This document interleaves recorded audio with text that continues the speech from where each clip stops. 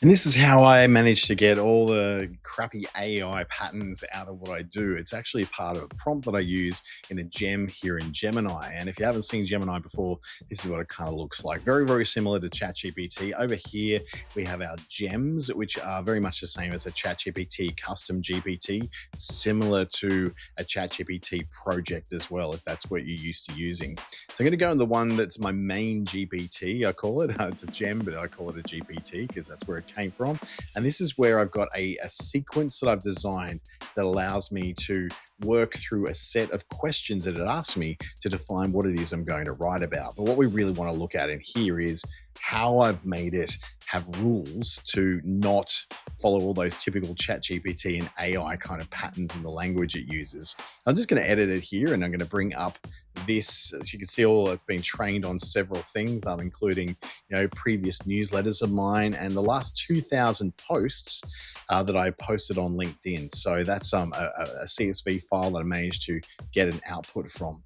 This here is all the information that is part of my rules for my GPT. So I'm just going to open up a Google Doc and I'm going to show you what that looks like. So let's open up a new one and paste that in. And what it's going to do is have all the details in there and what I used for this. So let's go. Post. Okay, we've got it all in there. Now there's a lot of instructions in here. If I was to split it up into all its pieces, you'd be able to see and follow a bit of what it all means and what it does. It asks a lot of questions to get my input. I've also defined several things like cohorts and values and all those things that are important to me to properly communicate in what I'm doing, including some techniques to create hooks, techniques to create articles, all sorts of stuff in there. So I'm just going to break these down so you can sort of see that it does actually have a lot of content in there. And some of that content is, some of those rules are very, very specific in the way I want them to delivered. So 7B, 7D, and we're getting back down to right now into a set of rules. So this is where we really begin to look at it. There's a core philosophy that says basically that I want Gemini to write with a very human texture, right? It must actively avoid the smooth, very homogenized. I'm just going to change the spelling of that because I hate American spelling. And overly symmetrical patterns that are very typical of LLMs, prioritizing linguistic variability, specific imagery, and subjective opinion over neutral objective summary. So what I'm trying to do is basically make it not sound like a ChatGPT clone and just write like I would write. So the first thing that I was setting up as rules for it is vocabulary negative constraints, a banned list of words. And the really big ones for me are these: delve, underscore, illuminate, unlock, unleash, bridge, foster, navigate, and transcend. Tapestry, realm, landscape, intricacies, all those kind of things. Meticulous, commendable, undeniably, arguably, crucially. These are not words that I would necessarily use in anything I would write. So I've decided to ban those because, say to me, don't just get used a little in ChatGPT and Gemini, but they tend to get used a lot in all the AI tools. The second part is structural anti-patterns. And in here, this is where I'm avoiding the rhetorical templates that AI tends to rely on for rhythm. I've written about this before, the not X but Y negation. It's not this, it's that. Also the robotic rule of three, which is, giving you sort of three adjectives or nouns in a row to add emphasis, something that humans do a little bit, but we don't do again and again and again and again and again in everything we put out there. And the whole kicker transition. No one in Australia says here's the kicker. And in Australian stuff, we'll say honestly, or here's the thing, or let's be honest.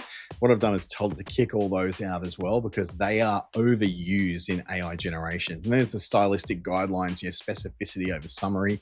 I want concrete ideas over abstract ideas. I want nature deficit correction. So someone will say, a buttercup, be very, very specific on a flower, or you say a banksia rather than just flower, or you won't say weather, you'll say something like frost, humidity, rain, storm, something like that. That's very, very specific. Instead of saying inclement weather, just call it rainy weather. Avoiding the servant tone. I don't want it to be all really fully, sucking up to me all the time. Formatting grammar, things like M dashes and colons that are overused in there as well. The Turing test, which is all about, does this sound like a corporate press release or a tapestry of ideas? If yes, I want it to be reshaped into a sharper, weirder, and more colloquial output using my style of writing, which I've defined further down here. So if I break all these parts apart here, you can sort of more easily see what I've done. First of all, the output should be raw, real, not afraid to drop swear words where it draws emphasis. I've said to not use some words, but a couple of them are okay. If it's a decision to be between professional and narrative driven, I want to be in the narrative.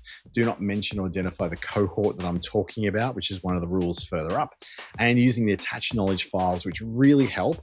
I've got LinkedIn profile linked there, but I've also loaded a whole bunch of files into my knowledge files. And of course, I want Aussie spelling at all times. So once all of that is in there, and that's what I'm using in these instructions, it will then go through a whole series of stuff. So that stuff is going to be like, for example, a set of questions. So if I go to start this chat, you'll see exactly what I mean.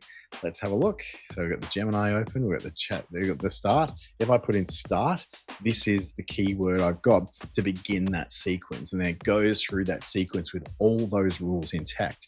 And that is how I minimize the amount of time, is that all those chat GPT-isms are used, and we're working with a much cleaner, clearer, more me kind of writing, rather than it constantly pumping out all this rubbish that nobody writes like and nobody says.